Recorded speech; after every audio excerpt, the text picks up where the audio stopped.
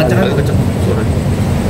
Ya, undang-undang ITE-nya yang tadi di apa ya, diklarifikasi oleh klien kita Ayu. Ada berapa pertanyaan? Ada 29 pertanyaan. Pertanyaan seputar apa aja? Seputar kronologis ya, terus apa namanya Tadi menyerahkan bukti juga ya? Iya. Bukti apa yang diserahkan?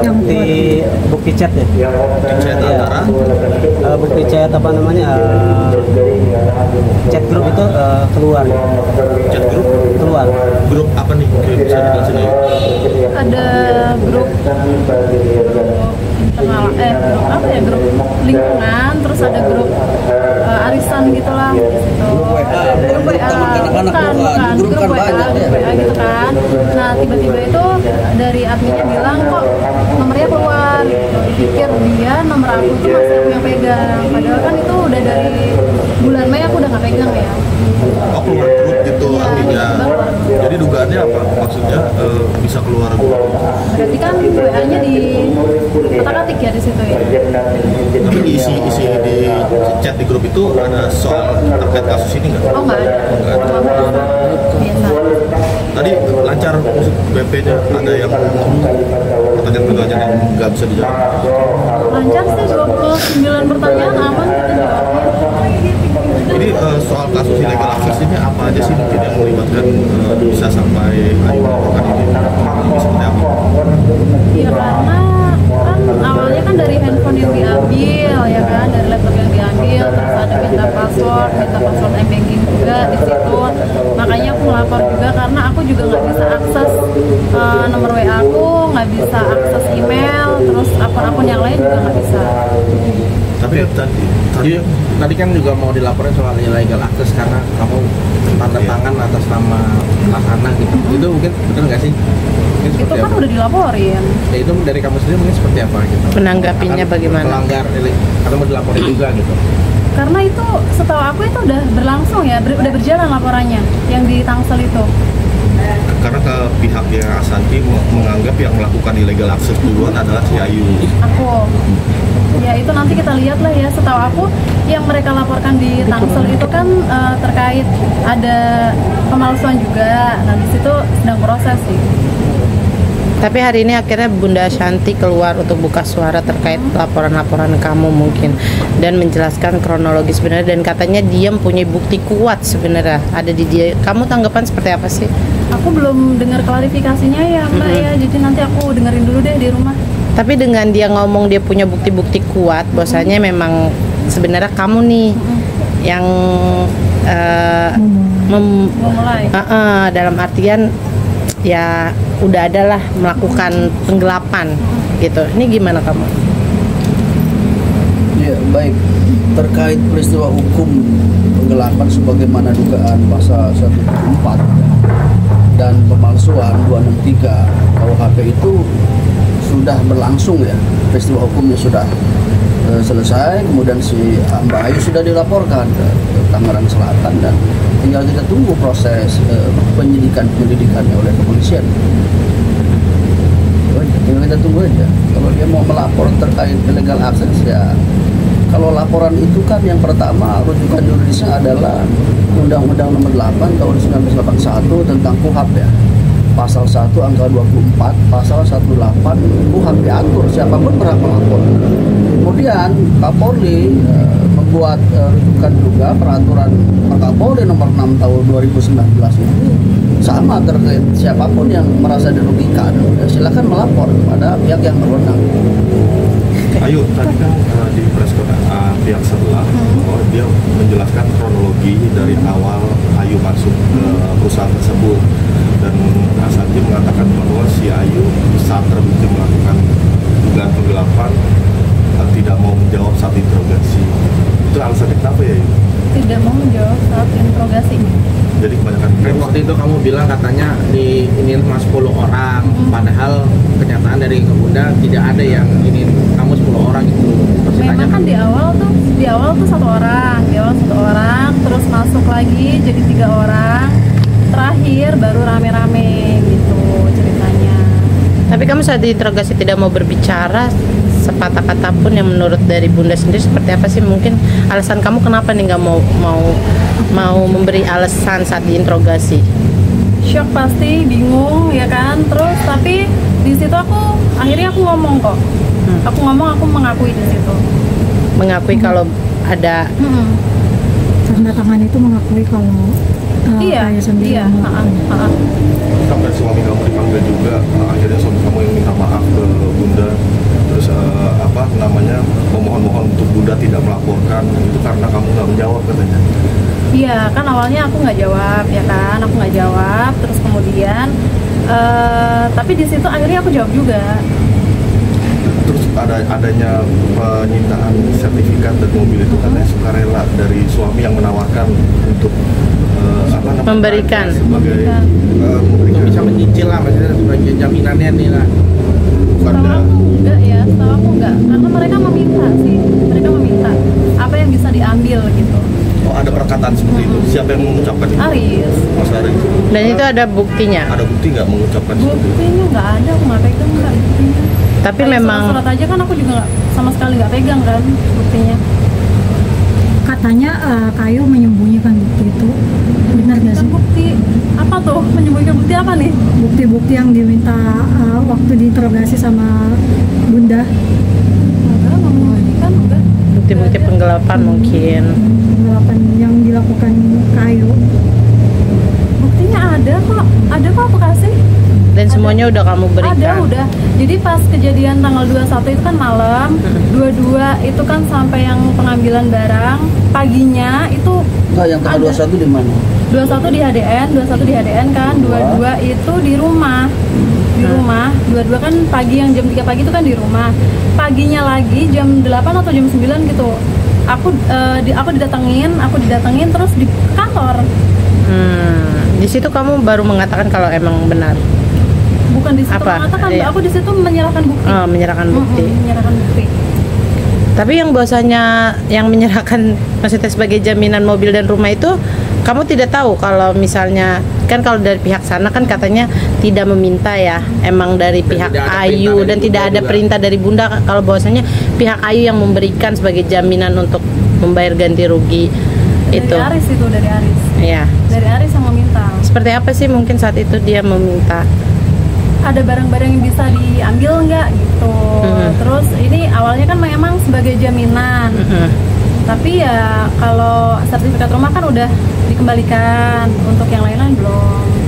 Kalau sebagai jaminan sih harusnya kedua belah pihak itu memegang bukti serah terima atau apa dokumentasi apapun lah. Di situ kan aku nggak pegang. Berarti hanya ucapan itu aja yang menguatkan Ayu untuk membuat LP dugaan perampasan karena ucapan itu, tapi kan tidak ada buktinya. Iya. Nanti gimana untuk membuktikan di saat penyidikan? Baik begini, kalau terkait perampasan ya, Kata Bang, itu bukan berdasarkan pernyataan yang dibuat oleh Mbak Ayu. Ya, sebagaimana pernyataan yang dibuat Mbak Ayu itu kan ada beberapa objek ya. Yang pertama mobil, yang kedua sertifikat, kemudian perhiasan. Kalau yang lain-lain ya, itu tidak ada tanda terimanya, tidak ada kesepakatan, diambil secara paksa, intimidasi kan begitu. Ya, itu delik perampasannya di situ. Jadi harus kita bedakan mana yang diserahkan berdasarkan pernyataan, mana yang diserahkan berdasarkan tidak ada pernyataan dan kesepakatan. Handphone, ATM, M-banking, laptop itu kan tidak ada dalam pernyataan. Dan itu diambil dan diminta dan begitu. Jadi harus di-splitsing tuh peristiwa hukumnya kan begitu. Jadi jelas gitu. Tidak rumah apa sertifikat mobil perhiasan itu tidak masuk dalam perampasan, begitu objeknya berbeda.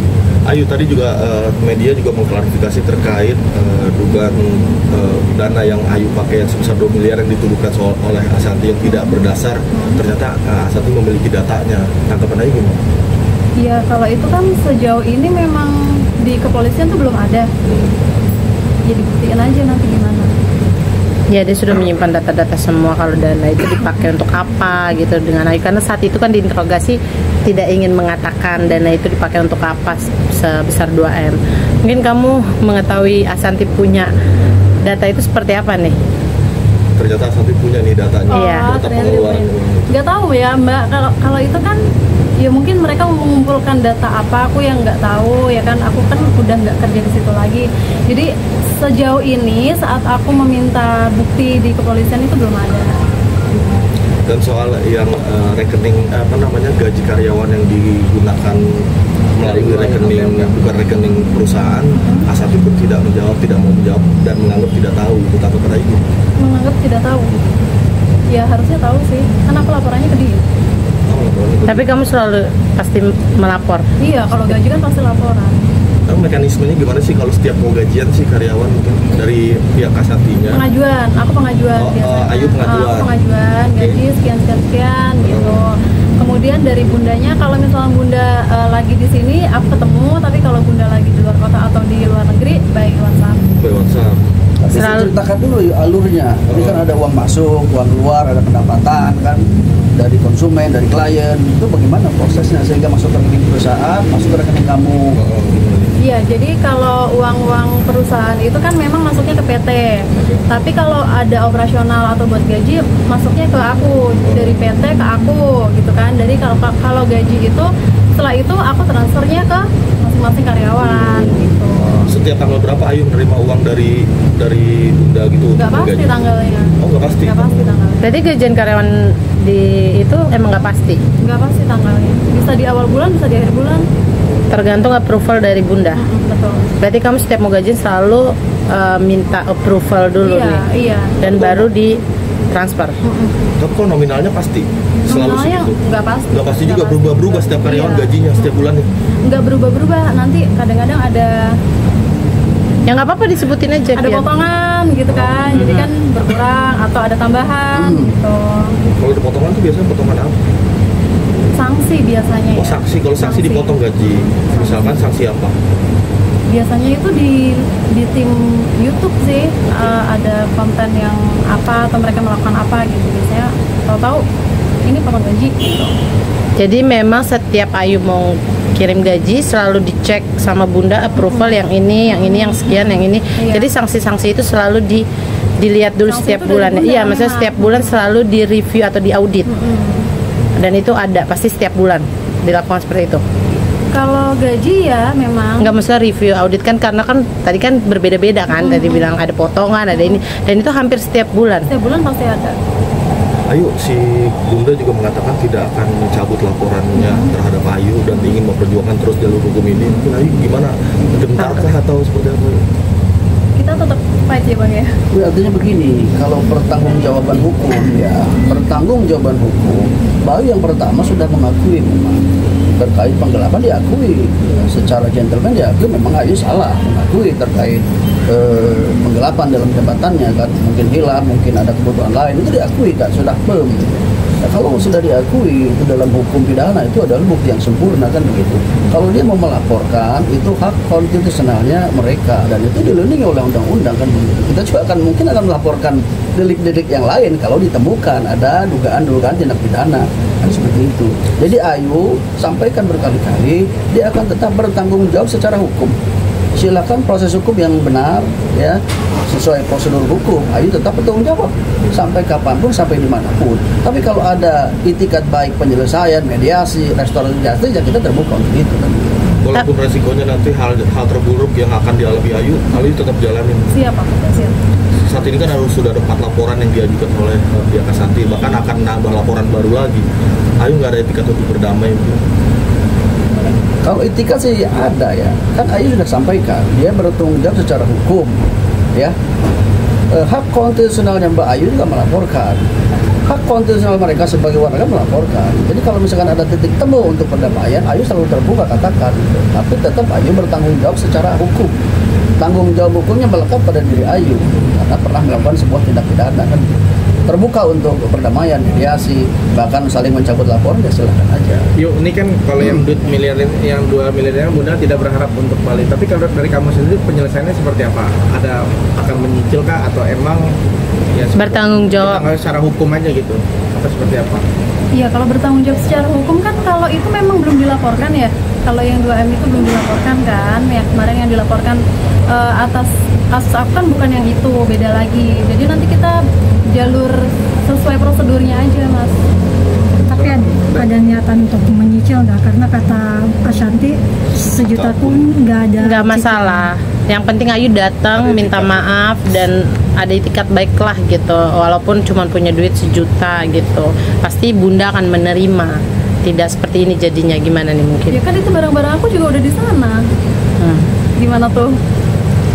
Tapi kata Bunda Shanti tiba-tiba Kayu keluar gitu mengatakan bahwa trauma lah gitu, semacam gitu. Sekarang gini deh Mbak, gimana nggak trauma ya, tiap hari didatengin orang ya kan, tiap hari didatengin orang, terus nggak balas WA aja didatengin ya kan, terus apa namanya, pokoknya di WA yang kayak diteror gitu. Gimana sih kalau nggak trauma?